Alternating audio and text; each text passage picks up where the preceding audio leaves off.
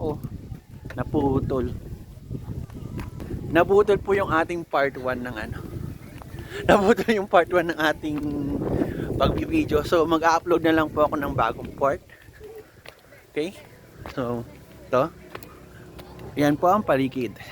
Nandito na po tayo sa Capirosa. Saglit lang po. Yan. Oh, ang daming tao po ngayon na naandito. No, sobrang lamig. Grabe. Lalamig po ako. Yan po yan po ang Lucena City. Hindi nyo makita ang Lucena City kasi nga po madilim. Tingnan nyo po dyan ang Lucena. Masyadong malalim ang Lucena. Tapos pag tingnan nyo po, yun po yung Tayabas Bay sa dulong dulo. Sobrang dulo. So, ang po ang Lucena City po ay parang basin po yan ng buong Quezon Province pagdating dito sa eastern part. So, sobrang po niyan, baba. Okay? Halika na po at pumasok po tayo sa Capirosa. Saglit lang po. Tingnan po natin ang kape. Ganda ng bulaklak. Yan. Pwede po kayo maupo dyan kung gusto niyo po magtambay. Kaso nga lang po malamig po ngayon. So parang mas maganda po na nasa loob kayo. Yan. So kanina po hindi ko may napindot po kasi agad ako mag-stop dun sa una kong video. So ito po yung kasunod ng video ko. So ito po yung second part. So parang i-upload ko na lang po ito mamaya para makita niyo po yung yung loob ng Capirosa. Okay? Wait lang po.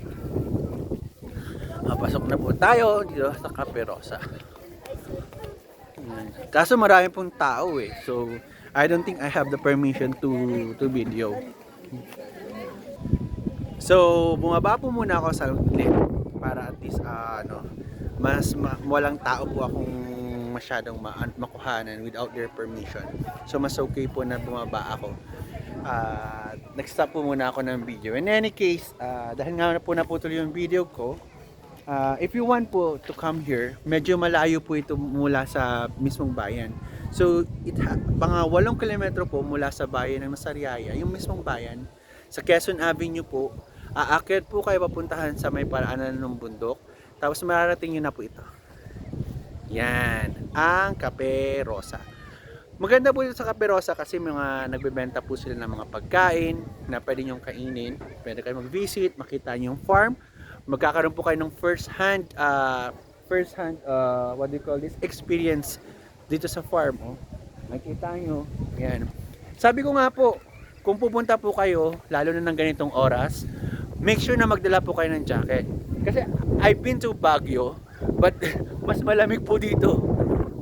I've been to Baguio noong December last year, pero mas malamig po dito. Not because talagang malamig yung kasi mahangin siya So yung lamig talaga pumapasok sa balat nyo. Hindi katulad na pumunta kami ng Baguio, malamig siya pero hindi siya mahangin. Here po kasi sobrang hangin. As in mahangin. Wala namang wala namang storm or siguro bad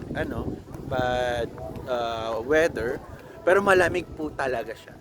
So kung dadalaw po kayo dito, make sure po na meron kayong jacket, lalo na ng ganito pong oras. Okay po? Ngayon po magpapaalam na tayo dito sa Capirosa.